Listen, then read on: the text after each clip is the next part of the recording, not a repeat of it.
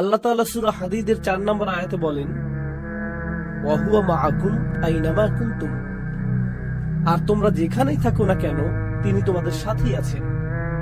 তোমরা যেখানেই থাকো না কেন তোমরা কখনোই একা নও, আল্লাহ তোমাদের সাথে থাকেন। তিনি তোমাদের দেখছেন, তিনি তোমাদের রক্ষা করছেন, তিনি তোমাদের কার্যক্রম প্রত্যক্ষ করছেন, তিনি তোমাদের পরীক্ষা করছেন প্রতিনিয়ত।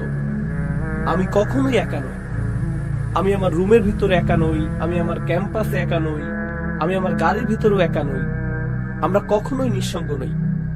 আল্লাহ শপথ করে বলছি, যদি আমরা শুধু একটি আয়াত অন্তর দিয়ে উপলব্ধি করতে পারতাম, ওয়া হুয়া মাআকুম আইনামা কুনতুম, তোমরা যেখানেই থাকো না কেন তিনি তোমাদের সাথেই আছেন। যদি এটা হৃদয়ঙ্গম করতে পারতাম, তাহলে যে ওয়েবসাইটগুলো আমি ভিজিট করি তাতে পরিবর্তন আসতো, যে নাম্বারগুলোতে আমি কল করি তাতেও পরিবর্তন আসতো, সবকিছুতে পরিবর্তন আসতো।